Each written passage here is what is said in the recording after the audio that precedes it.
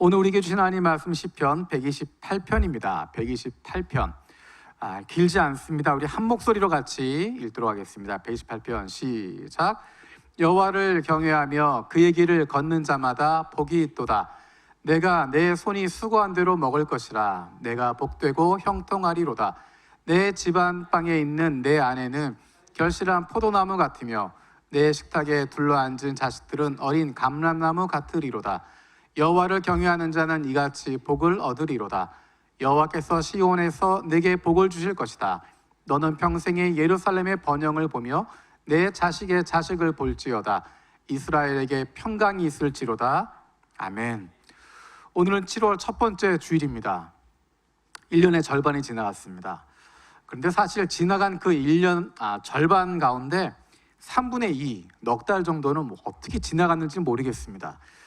제 기억에 있는 건 간다가와의 사쿠라가 피기 시작하는 모습, 거기까지 기억이 있고 그 다음부터는 별다른 기억이 없습니다. 꽃이 폈는지 졌는지 어떻게 됐는지 기억이 없이 정신없이 지나갔습니다. 하지만 앞으로 남아있는 6개월 그 시간 동안은 물론 우리가 예측할 수 없는 상황이 펼쳐지겠지만 기대하는 마음으로, 즐기는 마음으로 그 시간들을 보낼 수 있으면 좋겠습니다. 리바이블 2020년 1월부터 함께 말씀을 읽어가고 있는데 벌써 성경 전체의 절반을 읽었습니다. 절반이 넘어갔습니다. 얼마나 감사한지 모르겠습니다. 창세기, 출애굽기, 레위기, 민수기, 신명기, 여호수아, 사사기, 룻기, 사무엘 상하, 열왕기 상하, 역대 상하, 에스라, 느헤미야, 에스더, 욥기, 그리고 시편까지 쭉 성경을 읽어가면서 여러분은 어떤 책에서 가장 은혜를 많이 받으셨나요? 어떤 책을 읽으시면서 정말 말씀이 새롭다라고 하는 것들을 경험하게 되셨나요? 만약에 이 주제를 가지고 이야기하면 할 이야기도 굉장히 많을 겁니다. 내가 이런 은혜를 받았고 이런 기쁨이 있었다고 하는 것들을 몇 시간 동안 이야기할 텐데 지금 설교 시간에 제한이 있기 때문에 제 경험을 이야기하도록 하겠습니다. 저는 시편 말씀을 읽으면서 굉장히 큰 은혜를 받았습니다. 저는 개인적으로도 시편 말씀을 좋아했습니다. 그 이유는 시편 가운데는 하나님의 백성이 겪고 있는 아픔들이 담겨져 있습니다. 하나님의 자녀들이 고백하는 내용들이 담겨져 있습니다. 더 솔직하게 이야기하면 다윗이 고백했던 그 고백들, 하나님 나의 원수들을 가만히 두지 마십시오. 나를 대적하는 그들을 원수를 갚아주십시오. 내가 못하지만 하나님이 그 자녀들까지 저주해 주시고 그런 내용들을 보면서 속이 시원해지는, 우리는 어려서부터 교회에 다니면서 착해야 된다는 이야기를 듣고 원수를 사랑해라 라는 이야기를 듣습니다. 왼쪽 뺨을 맞으면 오른쪽 뺨도 내밀어라. 내 마음은 그렇지 않지만 우리는 그냥 그렇게 반사적으로 대답을 합니다. 왼쪽 뺨을 맞으면 오른쪽 뺨도 내밀어라. 원수를 사랑해라. 그런데 실제로 그렇게 하기가 어렵습니다. 우리는 착한 그리스도인으로 살아야 된다고 하는 그런 컴플렉스가 있습니다. 강박관념이 있습니다. 착하지 않잖아요. 여러분 지금 화면으로 보시는 분들도, 지금 앞에 있는 분들은 물론 다 그렇지만 화면으로 보시는 분들도 마음에 손을 얹고 생각하면 내가 정말 착한가? 아무도 착하다고 말할 수 없습니다. 그런데 착한 척 하느라고 얼마나 힘듭니까? 착한 척하고 살아야 되니까 얼마나 어렵습니까? 그런데 시편 말씀에 보면 뭐라고 이야기하냐면 내 원수들에게 갚아주십시오. 그런 과격한 표현들이 나옵니다. 사실은 목사로서 힘들고 어려운 순간들이 있는데 기도할 때는 하나님 그래도 용서하게 해주시고, 하나님 그 영혼 불쌍히 여겨주시고, 이제 그렇게 기도하게 되지만 이 마음이 시원하지는 않습니다. 근데 시편을 읽으면 얼마나 시원한지 몰라요. 읽으면서 나도 모르게 이렇게 떠오릅니다. 사람들 얼굴이 떠오르고 그러면서 마음이 편안해지고 아멘 하게 되는, 사실은 그런 개인적인 경험들, 개인적인 감정이 씻겨지는 경험들이 있어서 굉장히 시편을 좋아했습니다.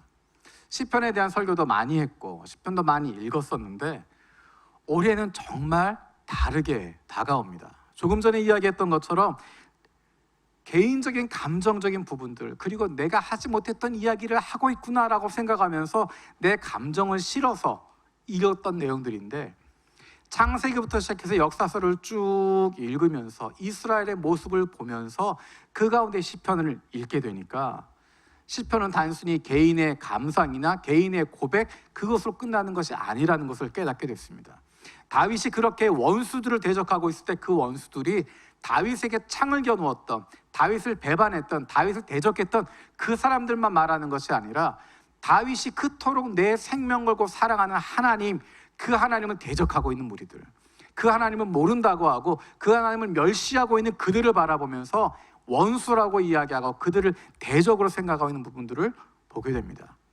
개인적인 나의 원수를 갚아주십시오, 나의 억울함을 풀어주십시오 하는 수준이 아니라 내가 가장 사랑하는 하나님, 그 하나님을 멸시하고 있는, 그 하나님을 인정하지 않고 있는, 그 하나님을 대적하고 있는 하나님의 원수된 자들을 주님 멸해 주십시오, 갚아 주십시오라고 하는 기도를 하고 있는 것을 알게 됐습니다. 뿐만 아니라 이스라엘 전체 역사 가운데 하나님이 인도하심, 하나님이 동행하심, 그것들을 보게 됩니다. 공동체의 이야기를 다루는 시편을 읽어가면서 앞에 있었던 역사서들, 모세오경의 내용들, 그 내용들을 어떻게 해석을 해야 되는지, 하나님의 자녀의 입장에서 하나님의 마음을 알고 있는 사람이라면 그 역사적인 부분들을 어떻게 봐야 하는지를 시편을 통해서 배우게 됐습니다. 그야말로 성경은 성경으로 풀어야 한다라고 하는 의미를 올해 시편을 읽으면서 깊게 깨닫고 있습니다. 오늘 리바이블 본문으로 읽어야 될 부분이 시편 128편에서 131편까지입니다. 한, 일, 중, 영 모든 회중들이 매일마다 같은 성경 본문을 읽어가고 있습니다. 주일에는 설교자는 달라도 설교하는 그 성경 본문의 범위가 같습니다. 이렇게 6개월 동안 함께 말씀을 읽고 묵상하고 말씀을 나누고 있습니다. 이것이 얼마나 특별하고 감사한 교회인지 모르겠습니다. 코로나 때문에 지난 4개월 동안 일반적이지 않은 생활을 살아왔습니다. 처음 겪어보는 일들이 굉장히 많았습니다. 영화보다 더 영화 같은 하루하루를 살아갔습니다. 지난 주일에는 우리가 사회적 거리를 유지하면서 교회 건물에서도 예배를 드릴 수 있었지만 오늘은 또 그것이 어려운 상황이 되었습니다. 코로나가 완전히 통제될 때까지는 어쩌면 이런 상황이 반복될 수도 있을 것 같습니다. 하지만 어떤 상황에도 불구하고 하나님을 향한 우리의 예배는 영과 진리로 드릴 수 있게 되어지고 원합니다. 이번 주말까지 시편 말씀을 읽습니다. 그리고 오늘이 시편 말씀을 주일날 나누는 주일 설교라는 마지막 시간입니다. 시편을 기록한 시인들을 통해서 하나님께서는 우리에게 말씀하고자 하는 바가 있습니다. 시인들은 우리에게 무엇을 이야기하고 있는 것일까? 오늘 시편 128편을 통해서 시편 시인들을 통해서 하나님이 우리에게 말씀하시고자 하는 그 메시지를 함께 나누게 되길 원합니다. 우리 1절, 2절 말씀 같이 읽어보겠습니다. 1절, 2절입니다. 시작.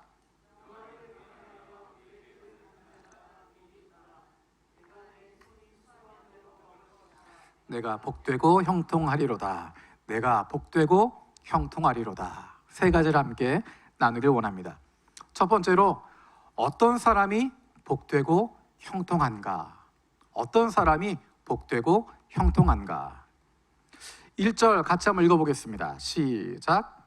여호와를 경외하며 그의 길을 걷는 자마다 복이 있도다. 세 번역에 보면 주님을 경외하며 주님의 명에 따라 사는 사람은 그 어느 누구나 복을 받는다. 주님을 경외하는 사람, 여호와를 경외하는 사람. 경외한다고 하는 것은 단순히 무서워한다, 그것을 말하는 것이 아닙니다. 경외한다고 하는 것은 신뢰 관계가 담겨져 있는 것입니다. 하나님이 절대자라고 하는 것을 신뢰하는 것입니다. 하나님이 어떤 분이신지를 알기 때문에 그분의 말씀에 순종하는 삶을 살아가는 것입니다.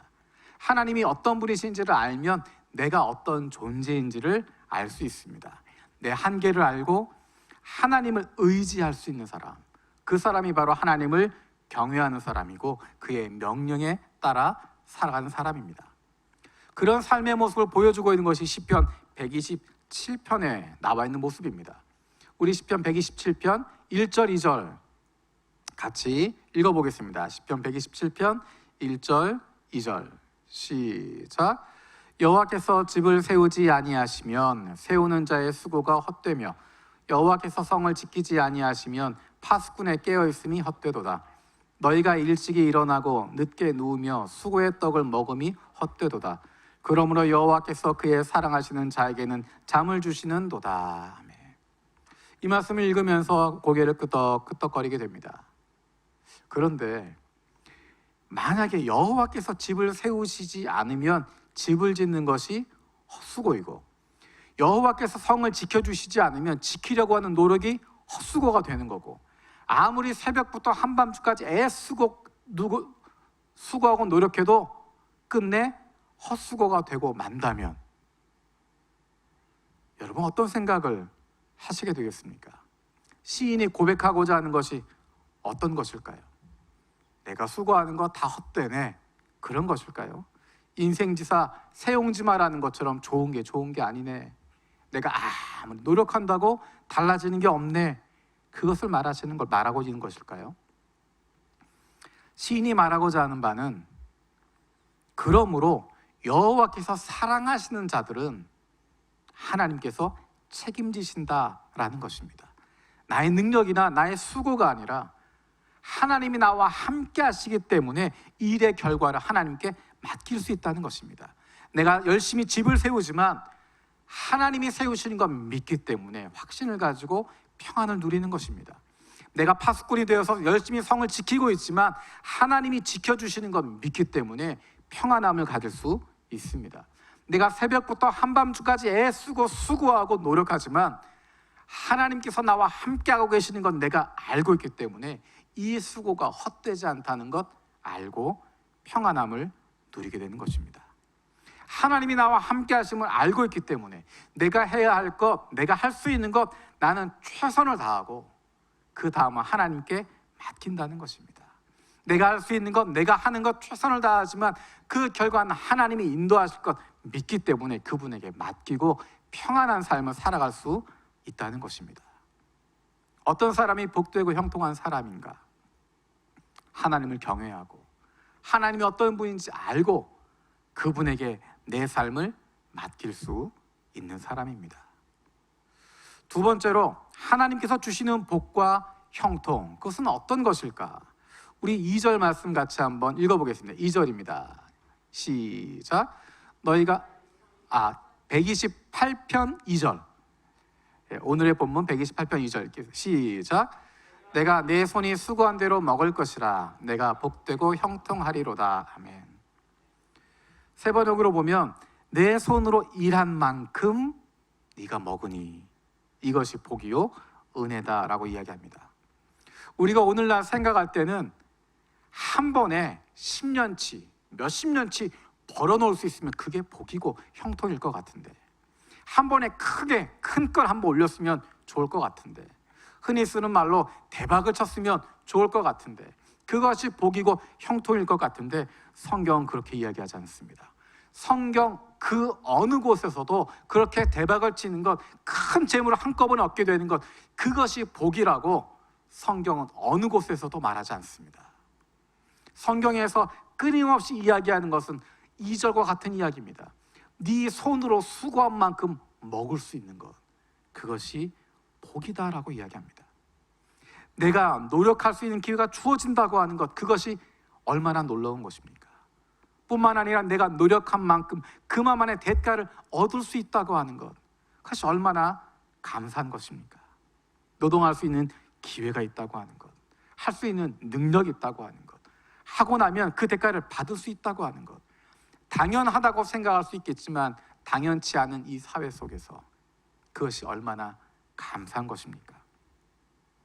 2절의 말씀은 우리에게 우리가 함께 고백했던 주님이 가르쳐준 기도를 기억하게 합니다. 주기도문 가운데 이런 구절이 있습니다. 오늘 우리에게 일용할 양식을 주시옵고.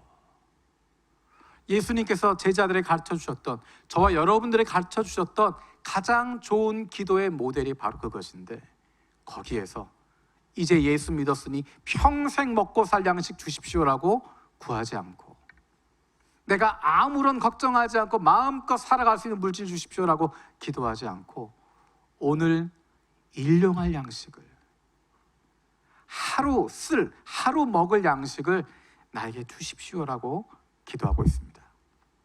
그것은 매일의 삶을 인도해 주시는, 우리의 인생을 책임져 주시는 하나님을 경험하는 삶을 살아가게 해달라는 것입니다.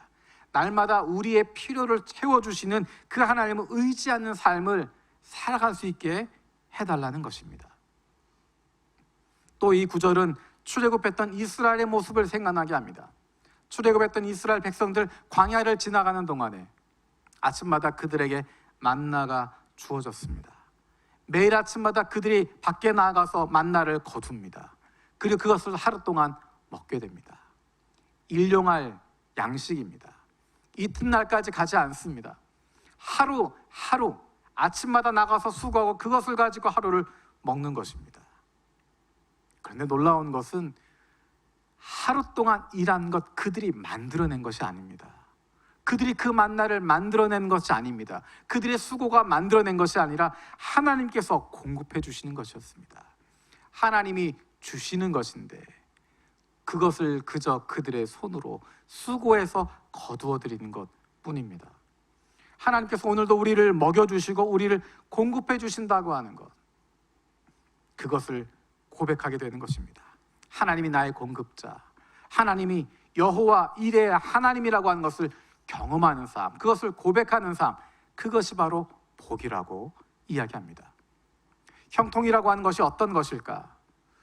성경에서 형통이라고 하는 단어와 가장 가깝게 등장하는 인물이 요셉입니다. 창세기에 나와 있는 요셉과 함께 나오는 단어가 형통이라고 하는 단어입니다. 그 형통이라고 하는 단어가 언제 쓰이고 있는가? 요셉이 애굽의 총리가 되어서 모든 권세를 누리고 있을 때 형통했다라고 나오지 않습니다. 요셉이 가장 힘들고 어려웠을 때, 요셉이 노예 생활하고 있었을 때, 감옥에 있었을 때, 그 인생 가운데 가장 어려운 순간에 반복적으로 등장하는 단어가 형통이라고 하는 단어입니다.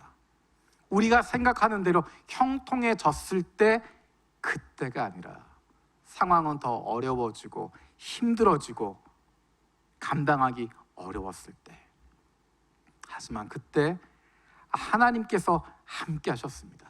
하나님께서 함께 하십니다. 상황이 달라지는 것, 좋아지는 것, 그것을 형통이라고 말하지 않고 하나님께서 함께 하시는 것, 그것을 형통이라고 이야기하고 있습니다. 창세기 39장에 보면 요셉과 형통이란 단어가 함께 등장한 것을 볼 수 있습니다. 창세기 39장 2절에서 3절입니다.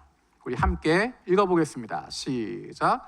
여호와께서 요셉과 함께 하심으로 그가 형통한 자가 되어 그의 주인 애굽 사람의 집에 있으니 그의 주인이 여호와께서 그와 함께 하심을 보며 또 여호와께서 그의 범사에 형통하게 하심을 보았더라. 요셉을 형통하게 만들어 주셨는데 그때가 언제냐면 요셉이 노예로 팔려갔을 때입니다. 노예로 팔려가 있는 그 상황 가운데 그가 형통했다라고 이야기합니다. 어쩌면 그 상황보다 더 힘들었던 상황이 23절에 있는 상황입니다. 23절 같이 읽겠습니다. 시작. 간수장은 그의 손에 맡긴 것을 무엇이든지 살펴보지 아니하였으니 이는 여호와께서 요셉과 함께 하심이라. 여호와께서 그를 범사에 형통하게 하셨더라. 아멘. 앞에서 읽었던 2절 3절은 처음 요셉이 노예가 되었을 때입니다. 정말 열심히 살았습니다. 그래서 인정을 받아서 그 보디발 집의 총무가 되었습니다. 그 집의 가장 높은 종이 됐습니다. 그런데 자신은 죄를 범한 적이 없는데 억울한 누명을 쓰고 감옥에 들어가게 됩니다. 얼마나 억울하겠습니까? 내가 정말 수고하고 노력하고 인정받았었는데, 다른 사람들이 인정받을 정도로 형통한 삶이 되었는데 억울하게 누명을 쓰고 감옥에 갇히게 됐습니다. 그런데 그때 등장하는 단어가 형통이라는 단어입니다. 감옥 가운데 들어갔지만 그가 형통했다. 하나님이 그와 함께 하셨다라고 이야기합니다. 지금 현실에서 내가 가지고 있는 기준을 도저히 이해할 수 없는데 나를 사랑하는 하나님을 신뢰하는 것입니다. 내가 원하는 답, 내가 원하는 결과, 거기에 집착하는 것이 아니라 내 모든 것을 아시는 하나님의 말씀에 순종하는 삶을 살아가는 것, 그것이 바로 형통한 삶을 살아가는 것입니다. 이 말씀을 준비하면서 떠올랐던 예화가 하나 있습니다.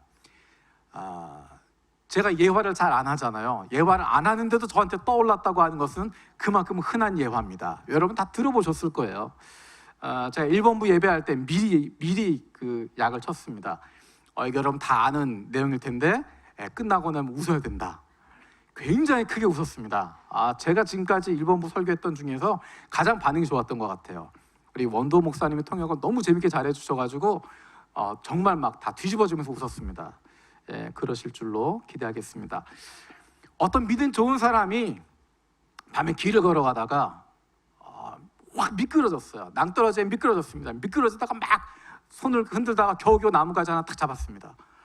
이거 붙잡고 이제 막 기도합니다. 믿음이 좋으니까 기도합니다. 하나님 살려주십시오. 하나님 살려주십시오. 간절히 기도했습니다. 그때 하나님의 음성이 들렸어요. 정말 내가 살려줄까? 내가 시키는 대로 하겠니? 그럼요. 무엇이든지 말씀하시는 대로 제가 순종하겠습니다. 살려만 주십시오. 근데 사실은 거기는 낭떠러지가 아니었어요. 그냥 비탈길인데 캄캄하고 어두우니까 모르는 거예요. 안 보이는 거예요. 그러니까 그 사람은 막 겁에 질려 있었습니다. 하나님이 이야기하십니다. 내가 너 살려줄 테니까 우선 나뭇가지 잡고 있는 손 놔라.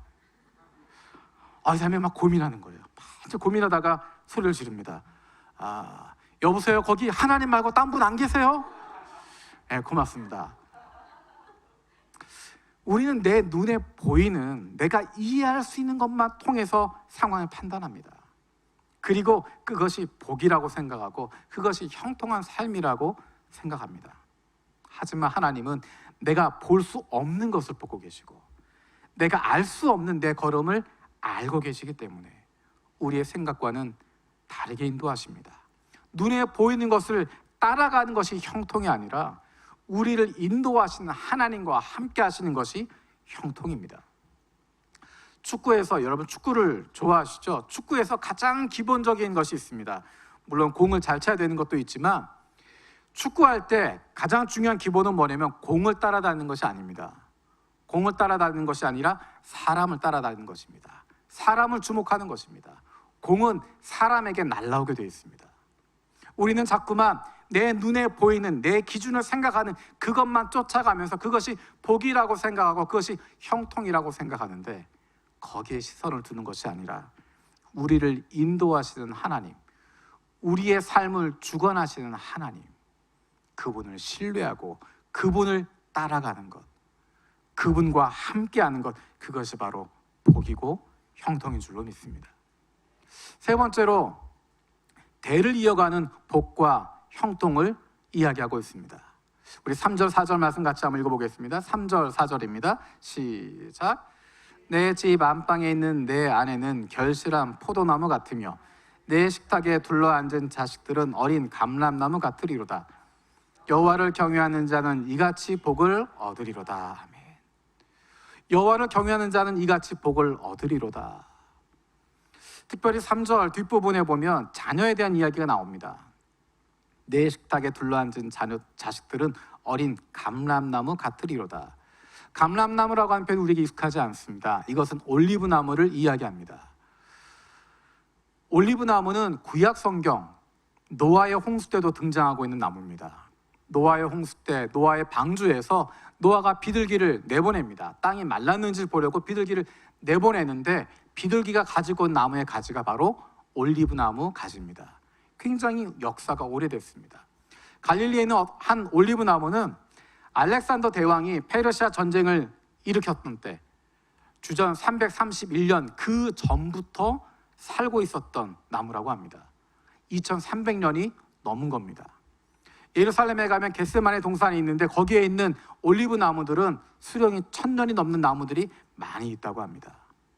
올리브 나무는 처음에 성장이 좀 늦습니다. 열매를 좀 늦게 맺습니다. 10년, 15년 지나야 열매를 맺기 시작합니다. 하지만 그 나무는 200년, 300년 성장하게 되고 그 올리브 나무 열매를 통해서 많은 사람들에게 유익을, 풍성함을 나누어 줍니다. 우리의 자녀들이 올리브 나무처럼 자라기를 원합니다. 우리가 자치회 모임을 할 때마다 올리브 블레싱이라고 하는 이름을 가지고 자녀들을 위한 기도를 하는 이유가 바로 거기에 있습니다. 우리가 받은 복과 형통이 우리에게 머물러 있는 것이 아니라 우리 다음 세대에도 연결되어지고 우리의 사랑하는 자녀들에게도 하나님이 주시는 복과 형통함이 함께 있을 수 있도록 감람나무가 올리브나무가 튼튼하게 자라가게 되고 깊게 뿌리를 내리게 되고 많은 사람들에게 유익을 끼치는 것처럼 우리의 자녀들도 그렇게 굳건한 믿음으로 자라게 되어지고 많은 이들에게 큰 복이 되어질 수 있는 그런 자녀들 되게 해달라고 기도하는 것입니다. 우리 6절 말씀 함께 읽어보겠습니다. 6절입니다. 시작. 내 자식의 자식을 볼지어다 이스라엘에게 평강이 있을지로다. 자식의 자식을 본다고 하는 것, 아들, 딸, 손자, 손녀 보는 것입니다. 이것은 단순히 장수하는 것을 의미하지 않습니다.